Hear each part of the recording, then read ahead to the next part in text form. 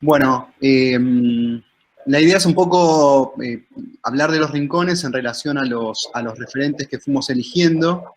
Los referentes, salvo uno, son todos de vivienda, y lo interesante es otro espacio, ya sea en relación a una ventana o a un muro o a una escalera. Esta relación de un espacio más grande en relación a otro más pequeño y más reducido, no es lo mismo que dos espacios separados o un espacio encapsulado, sino que conserva una escala, una proximidad, una intimidad, pero sin abandonar la relación con el otro que es más grande. Me parece que en esa relación radica el rincón. El rincón no es un cuarto reducido, ¿sí? ¿No? Que yo me meto y estoy ahí adentro, sino que es una relación entre un espacio mayor y un espacio de menor escala. Si se pierde esa relación, no hay rincón, es un espacio chico, ¿no? O una habitación chica. Me parece que esa clave nos debería como ir acompañando, porque realmente lo que estamos como tratando de orientar por lo menos este trabajo con los referentes, es en relación a un rincón íntimo de donde ustedes habitan, que es un espacio mayor.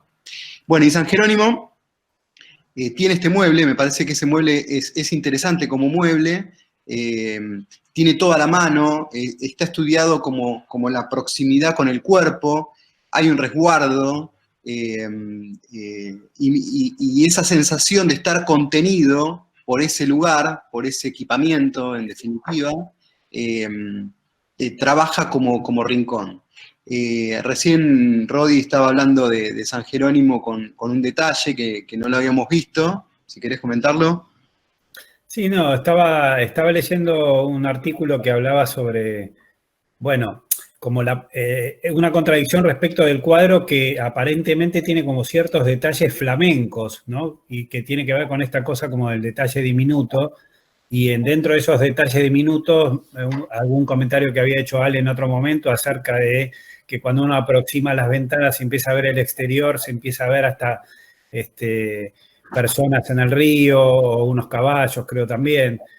Y cuando uno pone la lupa en el detalle diminuto del mueble, que en realidad es un lugar donde acontece gran parte de su vida, pareciera, porque va afectando a todas las cuestiones, no solo el lugar de trabajo, sino la aparición de esa especie, aparentemente como una toalla que está colgada, la aparición del gato que acompaña a la izquierda, casi transparente. Y este detalle muy, muy relacionado con temas de hoy, que tiene que ver con encontrar un lugar donde uno se puede relajar y puede sentirse como en un lugar protegido de alguna manera. Este detalle de los zapatos puestos al pie de la escalera, ¿no? Un lugar donde se dejan los zapatos para poder estar cómodo en ese rincón, y una cosa que hoy estamos como todos muy afectados, ¿no? Un hábito que no era nuestro, que de golpe pasa a ser como parte de nuestra vida cotidiana. Claro. O sea, es muy pandémico esto de llegar, dejar los zapatos a un costado y entrar a la casa. Y, por ejemplo, bueno, otras culturas lo tienen totalmente naturalizado también. Entonces, es interesante en relación a esa nueva normalidad que los tenemos como por delante. Después otra cosa, bueno, esto que hablábamos de la tensión en un espacio más chico y un espacio más grande, también trae esto que Ale hablaba en la última teórica, de un mundo dentro de otro, y me parece que es importante eso, ¿no? Es un mundo que comparte, digamos, cosas del otro mundo, pero que a la vez tiene sus propias reglas, sus propias normas. La tensión entre esos dos mundos es lo que de alguna forma resignifica el rincón. Bueno, el primer referente es el primer lugar mueble. Me gustaba porque era como el mínimo, ¿no? Como un equipamiento, es lo mínimo que uno puede trabajar el rincón. Y ese lugar mueble, el primero es el de San Jerónimo, y luego aparece la mesa inestable, inestable, juega con esas dos palabras, y es una mesa que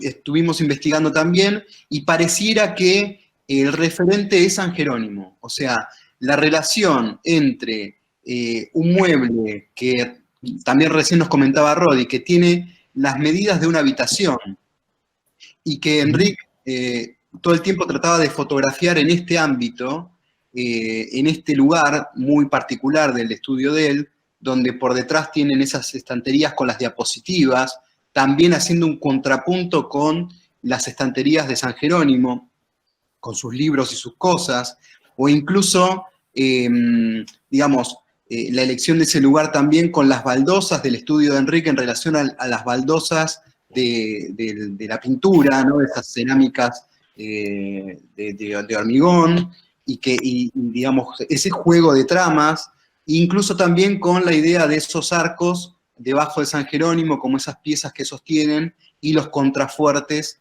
del mueble de Miralles, ¿no? De la mesa de Miralles. O sea, hay un mundo por debajo del mueble que aparecen cajones, digamos, patas que se van a mover, ahora pasamos a la otra, y los contrafuertes y los arcos de San Jerónimo. Bueno, esta es la mesa.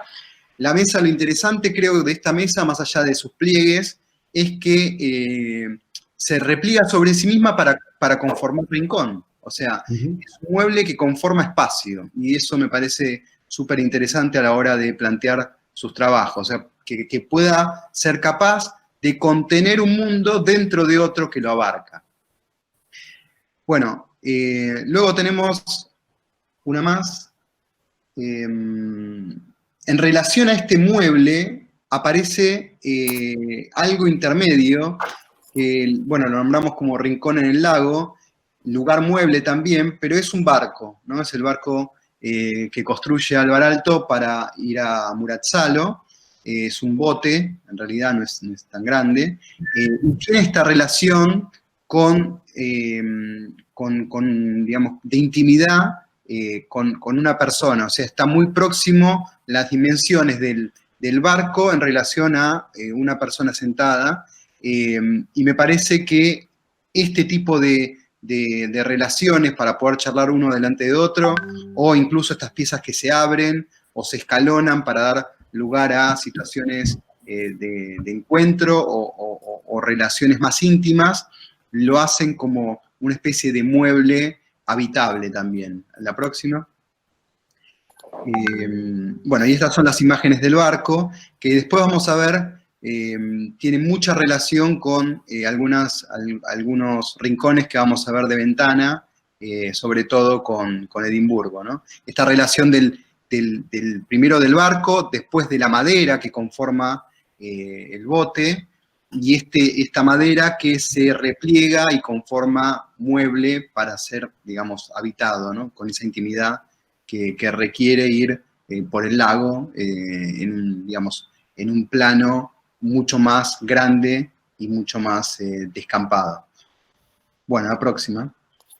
Este es el único referente que no es vivienda, que lo visitamos el año pasado con el taller, y es la iglesia de la Compañía de Jesús.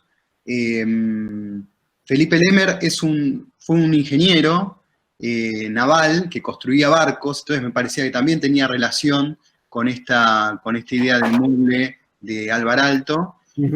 Y es el primer lugar, el lugar muro, un rincón de confesión, ¿sí? Lo interesante de esto es que justamente orada al muro, esto lo hemos visto los que fuimos al viaje a Córdoba, orada al muro, y este mueble está acaballado entre el afuera y el adentro del muro. O sea, aprovecha el espesor del muro, que eran muy, muy grandes, por ahí a veces eran de 50 o 60, no sé, eran muy, muy profundos, aprovecha una parte y incorpora ese espacio, le roba ese espacio al interior del muro para apropiárselo a ese rincón. Estaba viendo que esa pieza, Ati, comparada con la foto anterior de Álvar Aalto, casi que parece como una misma pieza plegada. Si vas uno más atrás, ¿no? Tal cual, sí. Toda esa pieza es casi como la misma configuración, solo que como plegada, ¿no? Donde están las ventanas se arman los lugares de la confesión. Sí. Es interesante, ¿no? Pensar en una operación geométrica que resuelve una pieza muy parecida, ¿no? Sí, que tiene ventanas también y que también están pensados como un bote. Eso me parece que es interesante. Bueno, la próxima pasamos al otro lugar muro, que interviene otro elemento que también es importante y que Ale lo nombró en la teórica, que es el Rincón del Fuego. Esta es la casa Batlló de Gaudí, donde el espesor de muro más un espacio conforma un lugar de reunión, o sea, son dos sillas enfrentadas en relación a un hogar. Y insisto en esto porque me parece fundamental. Ese grado de intimidad tan grande que se genera dentro del muro no pierde relación con el espacio más grande que lo contiene, ¿sí? Eso me parece que es fundamental y que es la tensión que lo hace vivir. Sin esa tensión se convierte en un lugar apartado, ¿no? En un lugar totalmente sin relación y sin posibilidad de esa tensión que lo mantiene vivo. Bueno, esta es la cabaña en la Selva Negra para Heidegger, que lo hizo un carpintero local. Este espacio, bueno, lo hemos nombrado espacio para pensar, hay otra cabaña más, y es el inicio del lugar ventana. Es como, me parece como el más simple, ¿no? Un escritorio o una mesa arrimada a una ventana. Empieza a generar ya una serie de relaciones con la luz, con el ingreso de la luz, con la conformación del rincón y con la posibilidad de habitar ese rincón haciendo o desarrollando una actividad. Pero obviamente no es solo eso.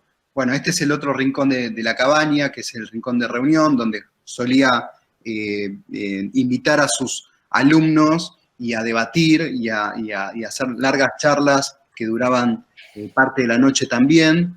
Generalmente eran por la tarde. Y fíjense los libros, cómo acompañan eso, ¿no? Como que también podría haber un contrapunto con el lugar de lectura de San Jerónimo, ¿no? Ese lugar donde los libros están a la vista también, y ese rincón es conformado no solo por la ventana, no solo por los muros, no solo por el piso, sino por los equipamientos, mesa, banco, que están próximos a una persona que está usando ese lugar, que está sintiendo ese lugar y que está pensando. Siempre siempre me da la sensación, si por esa ventana, por ejemplo, la foto anterior, si Heidegger escribía lo que pensaba o si de ahí venía lo que tenía que escribir Heidegger, ¿no? Esta relación con la Selva Negra por ahí estaba en relación con esa ventana y un diálogo con esa luz que ingresaba. Parece interesante. Sí, estaba viendo en el libro de La cabaña de Heidegger de Adam Jarr, en la introducción del libro justamente empieza hablando de la intensa relación entre el lugar y la persona, ¿no? Me parece que tiene mucho que ver con esto, la elección del lugar. Un poco el libro cuenta que en esa cabaña pasó creo que 5 décadas, es decir, que prácticamente su producción se ha generado en ese lugar, ¿no? Quería contar algo al respecto de esto que están diciendo, me parece que es interesante. Es cierto, me parece muy apropiado esto de lo que está diciendo Atilio, de si es Heidegger el que escribe o si es el bosque el que escribe a través de él en relación a esa ventana, ¿no? Y hay una idea que es muy griega y que Heidegger la conocía, que dice más o menos así: en realidad, nuestro mundo moderno objetiva la realidad, la controla. Entonces uno cree que mira a lo que lo rodea. Y para los griegos la idea era exactamente opuesta. Ellos se sentían mirados por lo que los rodeaba. Entonces me parece que es interesante pensar que en realidad eso que está diciendo Atilio posiblemente es lo que le ocurría a Heidegger. Heidegger era mirado, era interpelado por ese bosque en la Selva Negra, que era su retiro, y que vivió muchos años allí, y a través de esa mirada y de esa interpelación, él podía escribir. Sin esa relación hubiese sido imposible que escriba muchos de sus libros. De hecho, uno de sus libros más famosos se llama Claros del Bosque, y evidentemente tiene que ver con esa relación íntima que él estableció con ese bosque, porque el bosque seguramente lo estaba mirando a él.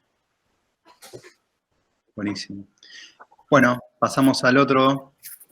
Y es muy similar, ¿no? Esta relación con la cabaña, la Petite Cabagnon de Le Corbusier, y esta relación también con la ventana, ¿no? Y con la luz, y cómo ingresa esa luz, y la relación que tiene él con su trabajo, que lo va colgando en una de las paredes, y va pensando y escribiendo en ese escritorio arrimado contra esa ventana, no hay mucho más. Si vemos la otra, es muy simple ese rincón que se conforma, ¿no? La que le sigue, Nicolás, esa. Es una mesa con dos cajones que los va acomodando, pero es un rincón que permite estar en relación íntima con el espacio. Hay como, en la cabaña es muy linda porque es muy reducida, es un espacio entero, ya vamos a ver otros referentes que tienen esa característica. Y fíjense que por detrás aparece el rincón del baño, que no tiene ninguna puerta, pero que conforma también otro rincón. Entonces empieza a aparecer una sumatoria de rincones que dan a un espacio mayor. Y claro, esta cabaña es para estar solo, pero uno podría compartir rincones si hubiese un visitante o pasar de rincón a rincón, como lo estaba haciendo Le Corbusier acá. Y después la imagen de la ventana, ¿no? Que la vamos a ver también sobre el final. Esto de esta relación ahora de estar mirando por la ventana el mundo exterior y desarrollar un mundo o consolidar o fortalecer un mundo interior para poder pasar todo esto, ¿no? En lo que estamos viviendo. Sí, bueno, hay otro dato que está bueno, que, bueno, esto que estaba mostrando esta imagen, ¿no? Que la obra es totalmente simple y austera, pero está pensada hasta el mínimo detalle. De hecho, hay un cuaderno con todos los dibujos de los detalles de esta obra, que son increíbles, y por otro lado contrasta con el momento profesional de Le Corbusier, que está en la cresta de la ola, terminando Marsella, construyendo el Chandigarh. Es decir, que hay un contraste muy fuerte entre su vida personal y su lugar de trabajo, su lugar para pensar o para vivir en relación con su vida exterior, digamos, ¿no? Me parece que eso está bueno como detalle que tiene que ver con esto, ¿no? Este tema del lugar de la intimidad, el lugar de donde uno se encuentra con uno mismo, donde uno puede producir.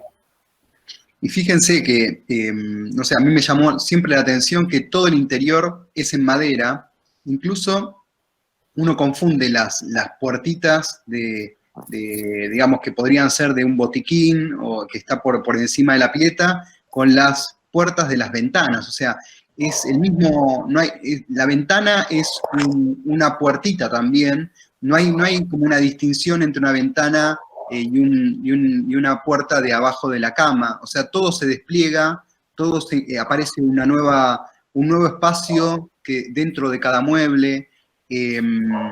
Los cajones, que son muy simples, tienen este hueco para meter la mano y darlo vuelta y por ahí recostarse o apoyar los pies si uno está sentado en la cama, o sea, es todo, las cosas cumplen varias funciones y a la vez tiene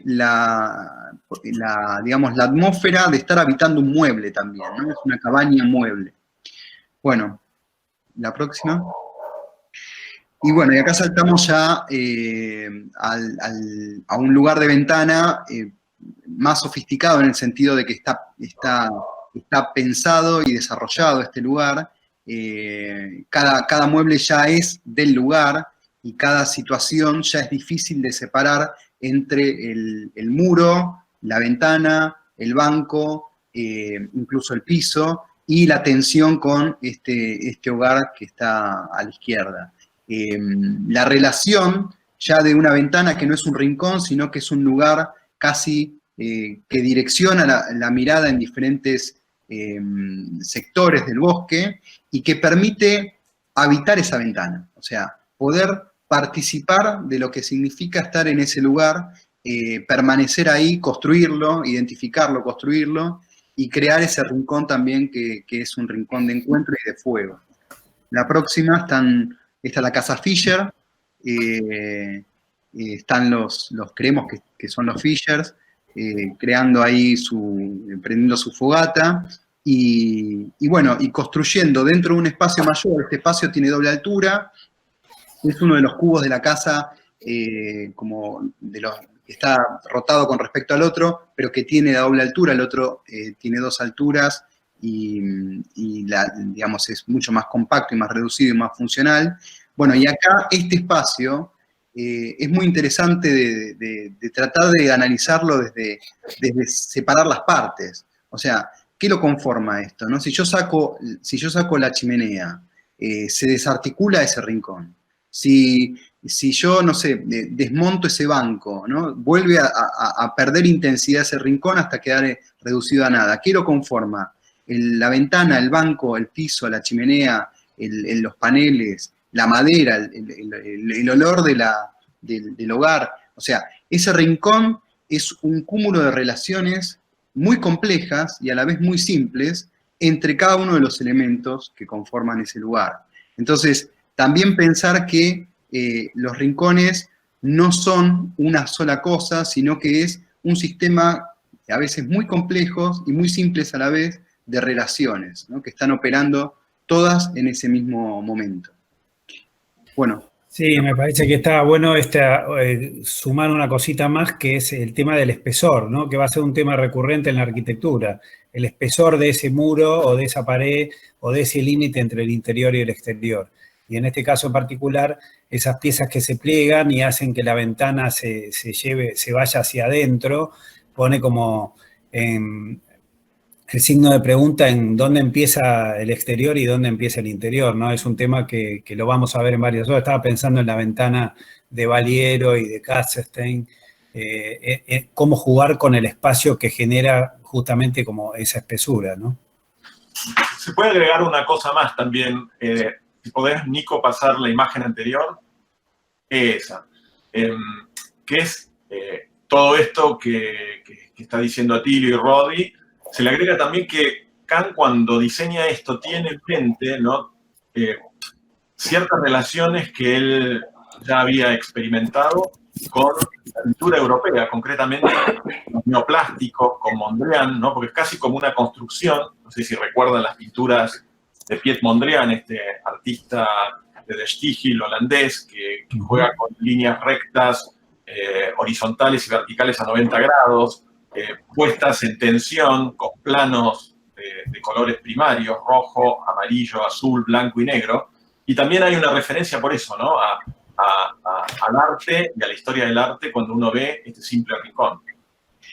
Sí, después otra cosa que me parece interesante es esto que también vos hablabas, Ale, de la casa como nuestro rincón en el mundo. Este es y no la casa como un objeto, ¿no? Como un objeto exterior, como una exterioridad, sino justamente la casa como un interior hacia afuera, o como que nace desde este interior hacia el exterior. Y este sin duda era el rincón de los Fishers. O sea, si pasamos a la próxima, es un rincón que de alguna manera los resguarda de un montón de situaciones exteriores, y ese es su lugar en el mundo.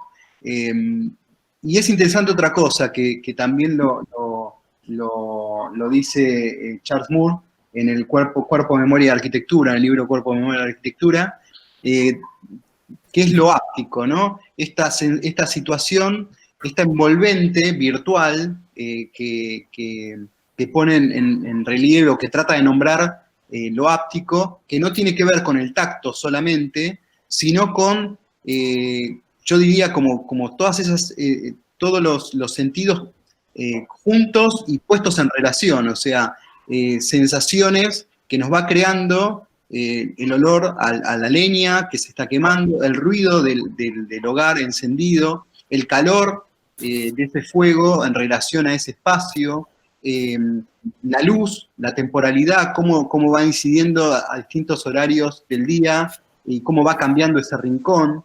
Y esa situación que se genera no se registra de otra forma que no es a partir de esta envolvente que nos rodea. Charles Moore decía como una especie de envolvente virtual o inmaterial que nos permite captar esas sensaciones del sitio. Y creo que los rincones tienen una relación íntima con esa envolvente áptica propia, ¿no? Cada uno la siente cuando alguien se aproxima demasiado a uno, ahora que tenemos un sistema de medidas distinto, que no nos podemos, digamos, aproximar a menos de 1,5 metros. Cuando alguien invade eso, nuestra distancia, nuestra envolvente virtual, no sé, sería de 60 centímetros, 50 centímetros. Entramos un subte y nadie nos toca, pero nos ahoga esa invasión de ese halo inmaterial. Ahora tenemos como que reconfigurar ese halo inmaterial que nos envuelve a 1,5 metros, ¿entiendes? O sea, hay cambios íntimos que nos están produciendo todas estas situaciones que hacen a cada uno de nosotros como individuos. O sea, esta relación con el espacio se ve alterada de forma íntima. Bueno, la próxima. Bueno, este es otro espacio ventana, otro lugar ventana que es interesantísimo, es el rincón de lectura de la biblioteca de Exeter, también de Louis Kahn. Y esta relación con la ventana que casi la incorpora dentro de ese mueble de lectura. Y todo siempre muy referido, yo creo que por ahí también vio esta imagen de San Jerónimo, me parece que es muy íntima esta relación con la forma de leer, con la posición de la ventana y con lo que siempre él decía, que alguien con un libro abierto va hacia la luz, ¿no? Y esa relación muy poética de poder leer en relación a una ventana y en relación a una luz natural. Bueno, próxima. Este es interesante porque es el edificio cápsula, la torre cápsula de Kurokawa, cápsulas para vivir. Lo pusimos también en el lugar ventana porque, digamos, es muy interesante ver la diferencia acá. O sea, son todas cápsulas iguales. Ahí incorporamos una de las pocas imágenes exteriores de los referentes, pero que es interesante entender, que es un edificio, una estructura muy modular, que se le van inyectando estas cápsulas. El montaje es tal cual como lo muestra la foto, se suben en grúas, se colocan y se van apilando, pero dentro, ¿no? Aparecen estas situaciones que encuentran su particularidad. Y volvemos a esto de lo mismo, el rincón es algo personal, particular, íntimo, que aunque esté concebido como una estandarización del espacio, vuelve a ser necesidad del hombre apropiarse de esos lugares. Próxima. Tenemos acá un catálogo esta es la cápsula original, como fue proyectada, con los muebles originales, son muy interesantes porque también tiene algo del mueble que se despliega, como la mesa de Enrique, que se abre, se rebate y genera nuevos espacios o nuevos rincones para objetos o nuevos rincones para situaciones diferentes. Próxima. Y esto es la realidad, digamos. Este es el catálogo de realidades, de rincones, de uso, de situaciones, de formas de vida que cada uno empieza a adoptar. Y me pareció muy interesante esto de que, no sé, hasta es un perchero, ¿no? Se transforma en un lugar para colgar la ropa, ese gancho de la ventana, o algunos lo usan como oficina, otros lo usan como un estar, otros arriman la cama a ese lugar. O sea, es un rincón que de alguna forma tiene su característica, porque una ventana que ingresa a la luz ya promueve una serie de relaciones con el espacio distinto, pero cuando se le van arrimando distintos equipamientos y formas de vida, empieza a cambiar radicalmente. Próxima ahí. Bueno, estos son, si querés andar pasando, son varias situaciones grandes, en mayor tamaño, de cómo puede ser usado un mismo rincón estándar, genérico, fabricado en la misma empresa, montado, digamos, con una grúa, ¿no? Sí, hay un dato que por ahí está bueno, que es la medida, ¿no? Que esto tiene aproximadamente, creo que 4 metros por 2,5. casi la mesa de Miralles, ¿no? Ah, mirá vos. Tiene 3 por 2,80, ponele. Es decir que... Y hay otro dato que para mí por ahí también está bueno como para pensarlo. Bueno, estos son 140 cápsulas en una torre de 14 pisos que se van insertando tipo plugin. Y un dato que por ahí es nuevo, que de los cuales no hablamos, pero también es como parte del problema, son las cuestiones técnicas, las cuestiones tecnológicas, justamente. Estas piezas intentan resolver todos los problemas, ¿no? Llega la electricidad para enchufar la computadora, tiene las rejillas del aire acondicionado, etcétera, etcétera, etcétera.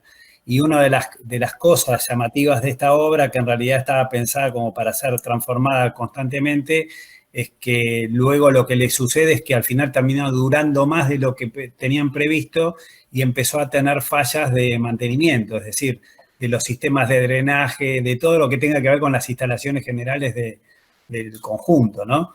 Es un dato que no es menor. Hoy hablábamos hace un rato el problema que tenemos con internet, que de golpe estás por dar una charla y se te corta, que tirás el cable por la mitad del living para que te llegue directo en lugar de con Wi-Fi. No sé, es un tema que también me parece que está bueno incorporarlo como problema, ¿no? Buenísimo. Quería agregar algo a lo que dijo recién Atilio, ¿no? De esta cosa de la intimidad que nos proponen los rincones, ¿no? Hay un capítulo en el libro de Bachelard, La poética del espacio, que lo estamos dando como bibliografía del seminario, que se llama La inmensidad íntima, ¿no? Y dice una cosa más o menos así, ¿no? Como que en realidad esta idea de intimidad, ¿no? Con un espacio, con un rincón, lleva como relación el ensueño por inmensidad, ¿no? Es como paradojal, ¿no? Lo más íntimo convoca a soñar lo más grande, ¿no? Entonces hay como un juego interesante ahí, ¿no? De que todo rincón, todo espacio de intimidad, en realidad nos permite ensoñar, ¿no? Y en esa ensoñación hay una inmensidad que trasciende ese espacio. Si eso no pasa, si esa relación no acontece, no hay intimidad con el espacio. Y esto me parece que es interesante, ¿no? ¿Qué nos proyecta en nuestros sueños estos lugares? O sea, si eso no acontece, si el lugar no tiene ese poder o esa evocación por lo inmenso en ensoñación, y en general estamos hablando de todos espacios muy pequeños, no se da esa relación de intimidad. Buenísimo. Bueno, y esto me parece que también en relación con el bote de Alvaralto y con el referente de esta obra, que fueron los botes escoceses, digamos, que estaban varados en una bahía, y bueno, me parece que es como este lugar, digamos, tiene mucho contrapunto con la torre cápsula, porque son todas, de alguna forma, cápsulas en el exterior iguales, con pequeñas diferencias o algunos parasoles o qué sé yo, pero son prácticamente iguales, pero están proponiendo una forma de uso muy particular. Entonces, ese contrapunto entre la estandarización o la seriación de un espacio y a la vez la particularidad y las relaciones íntimas con esa forma de usarlo, me parecen súper interesantes de esta obra. Es el Parlamento de Edimburgo, una de las partes de las oficinas de Enrique Miralles y Benedetta Tagliabue. Le pusimos también edículo de trabajo y reunión, lugar ventana, y si después van por detrás, o sea, van viendo los referentes, es muy parecido al corte del bote de Alvaralto. La próxima, ahí tenemos la forma de uso, ¿ven? O sea, esos escalones pueden estar funcionando como biblioteca, como sus pequeños sucesivos escritorios. Puede haber alguien sentado ahí que podamos tener una charla íntima. La forma de ingresar la luz, que también tiene que ver con la Fischer, ¿no? De forma tangencial, de frente y tangencial. Arriba, si ven bien, hay un reflejo sobre la parte que se hace punta, aparece la luz por detrás y hay una abertura en forma como oblicua, arriba, también tangencial a la ventana. Es como muy complejo, un espacio muy complejo que permite climas y formas de uso, y la verdad, múltiples e infinitas. Ahora, próxima. También me hacía acordar, Ale, a lo que vos hablabas de la intimidad de los espacios y estos rincones y estas relaciones tan íntimas con el lugar, a la miniatura, ¿no? La miniatura, y en esta casa del Rincón en el Bosque de los Smithson, la Ixen House, propone una serie de espacios como incorporados dentro de la ventana. Esta es una obra existente, que los Smithson fueron como tomando los lugares de las ventanas y los fueron expandiendo hacia el paisaje a partir de galerías o de espacios contenidos, como si uno soplara e inflara una botella. Bueno, esto es esos espacios que se extienden hacia el exterior, pero pertenecen al interior. Están ahí, es como un espacio intermedio habitable. Y bueno, y la miniatura tiene mucho que ver con estas cosas. Muchas de los referentes que estamos subiendo parecen pequeñas maquetas, pequeños rincones conformados como una miniatura. Y es interesante la definición de Bachelard de miniatura, que no es un objeto más chico, ¿no? O en escala más chica, o una reproducción de algo que existe en el exterior y que se hace más pequeño, sino que la miniatura logra construir un mundo y un mundo de relaciones. O sea, la miniatura, en definitiva, abre un mundo nuevo. Y ese mundo nuevo es un mundo nuevo que no se da en la realidad, lo crea a partir de esta relación íntima de las piezas. Bueno, nada, otros referentes de bancos en relación a las ventanas, si la ventana está de frente, si la ventana está de costado, si un sillón se arrima de espaldas, bueno, todas formas para poder pensar y ver múltiples situaciones de habitarlo. La próxima, todavía una más. Este es el Rincón en el Bosque, la misma obra, pero pasamos al lugar guardilla, que es interesante. O sea, en los techos hay un lugar habitable, y muchas veces, yo hace un año me mudé y estaba mirando casas, y cuando preguntaba, bueno, ¿y el techo? Dice, no, el techo no, pero puedo subir, sí, pero está todo destruido. Y cuando subías, era increíble ese lugar y nadie lo llega a conceptualizar, o muy pocos llegan a ver que hay un valor en ese lugar, porque las inmobiliarias están viendo metros cuadrados habitables, digamos, enteros, y esos lugares son lugares de oportunidad. Bueno, Ale, el estudio de Ale también es una guardilla, y estas situaciones donde el plano del techo se pliega y genera un rincón ya de por sí entre la intersección del plano del techo y el piso, aparece un lugar muy interesante también de estudiar, ¿no? Este es otro lugar guardilla, la Habana Venturi, la Habana House de Venturi, y que es la casa que construye para la mamá. Bueno, lo mismo, ¿no? Esta relación con la luz es fundamental, la proximidad de los elementos que la conforman, tanto la ventana, el pliegue del techo y la proximidad de los muros.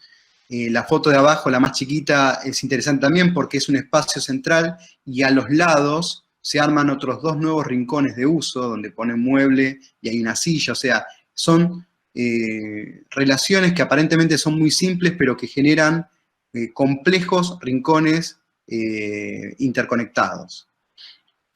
Próximo. Bueno, de la misma obra, la escalera. Este es el lugar escalera, donde la escalera ya no es un elemento para subir de un nivel al otro solamente, sino que es un espacio habitable, un espacio donde yo puedo permanecer, donde yo me puedo demorar, como decía Kant, ¿no? Demorarme en un lugar, abrir un libro, tomar respiro y seguir.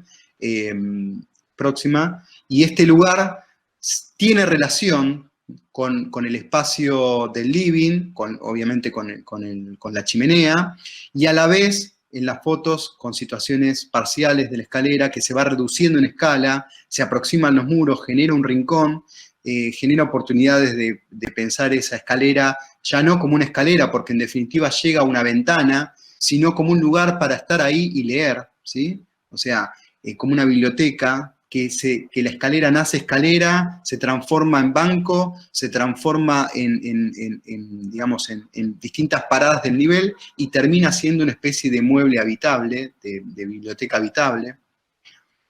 Y la forma de ingreso de la luz, ¿no? Que siempre está buscando esos rincones para ingresar.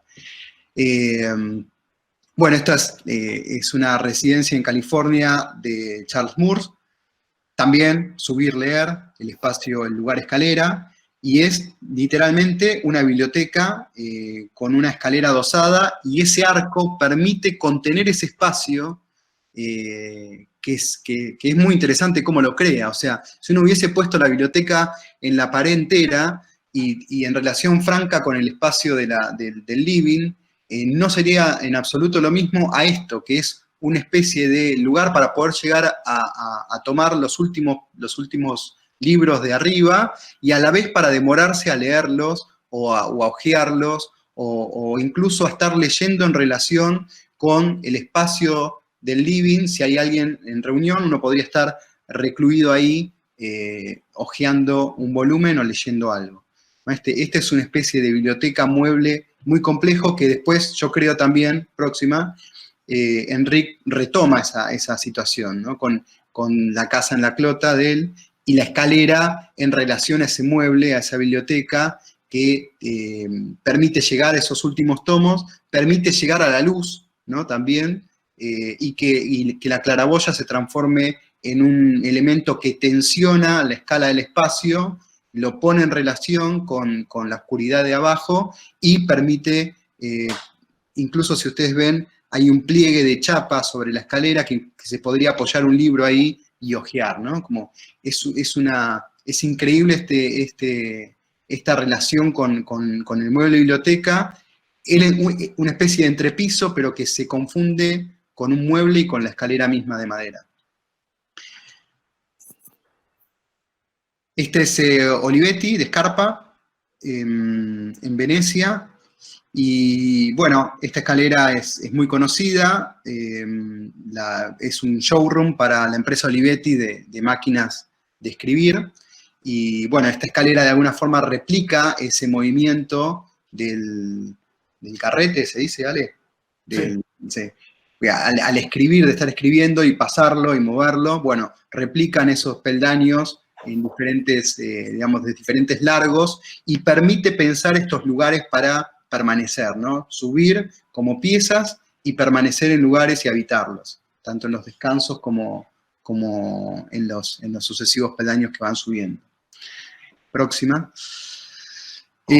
Bueno, pasamos ya terminando los referentes al rincón del bosque, lugar tierra, o sea, en la tierra también hay un lugar habitable que se puede horadar, y todos los que hayan experimentado esta situación es increíble, o sea, poder permanecer en un sitio en relación con el exterior, pero casi al mismo nivel visual de la tierra, es muy impresionante. O sea, el rincón casi lo conforma el vacío que se genera dentro de la tierra y no tanto los elementos exteriores. Esa relación de estar dentro de la tierra es maravillosa, y este rincón, que es un refugio de Team 4, que estaba Norman Foster, logra hacer.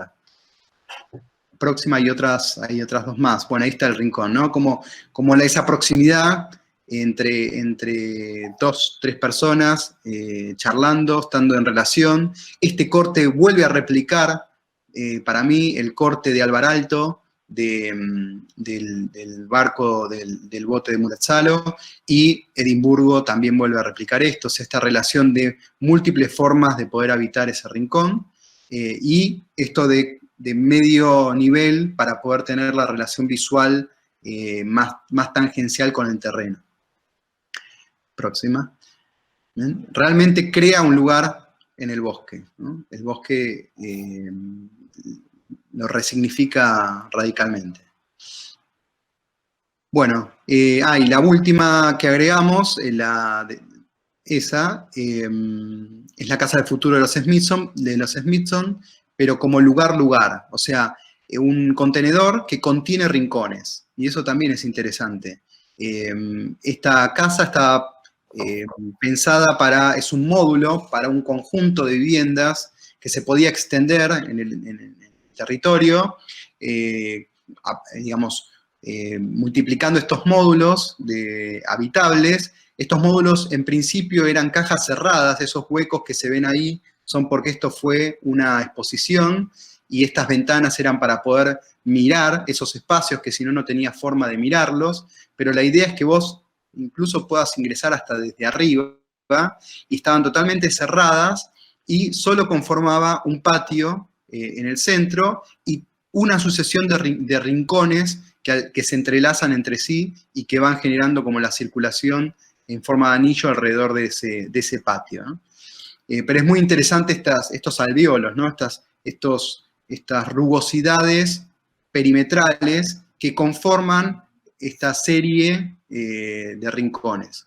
Bueno, estas son algunas imágenes también muy sugerentes. Y los muebles replican esas situaciones.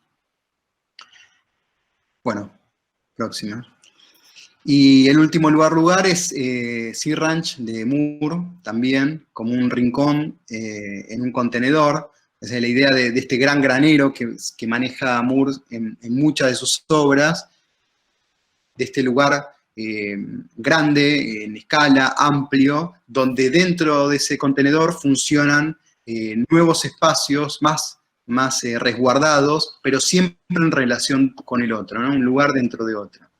Próxima, ahí tenemos el detalle de algunas pasarelas y del dormitorio dentro de ese espacio que lo contiene, y en relación con esta ventana, ¿no? Y siempre esta idea me parece interesante, de mueble-espacio, constantemente. O sea, el mismo elemento que crea el mueble se desprende y genera el antepecho y genera también el dormitorio completo, ¿no? Y esta idea de las cortinas que se pueden plegar y obtener más privacidad, o abrirlas y participar del movimiento público de la casa, ¿no?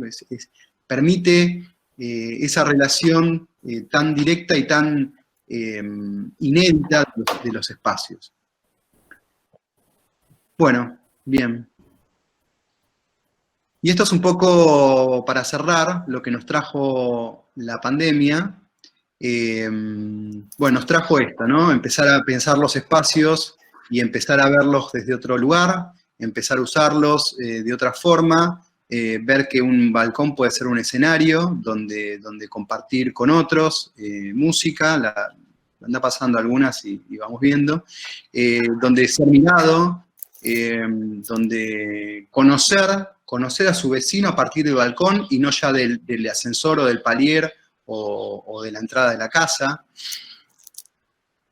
Después estas situaciones donde ya ahora, bueno, trabajo acá, busco la luz, me siento, me armo una especie de estantecito colgado del antepecho para poder usar la computadora o para poder almorzar. Después comparto una charla, es muy interesante, estas dos señoras charlando con la distancia que requiere y disfrutando de una charla en relación al árbol, o compartir un desayuno o algo de una ventana a la otra.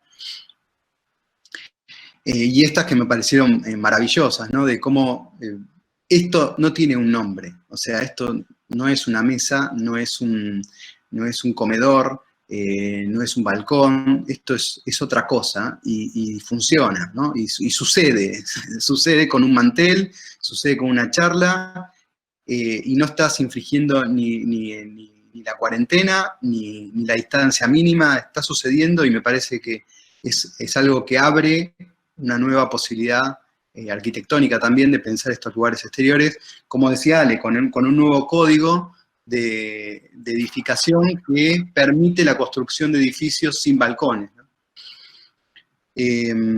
Bueno, y esto ya más para juego, nos trajo la pandemia una relación de medidas nuevas, una distancia mínima nueva que no conocíamos, próxima.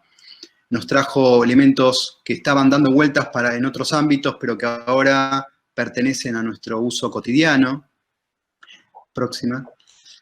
Nos trajo esta virtualidad, formas de relacionarnos distintas, formas de pensar y de educarnos totalmente inéditas y de reunirnos, ¿no? Próxima. Y bueno, y nos trajo a un Mies tan serio y tan acartonado, bueno, un poco más relajado. Bueno, acá estamos. Con esto cerramos.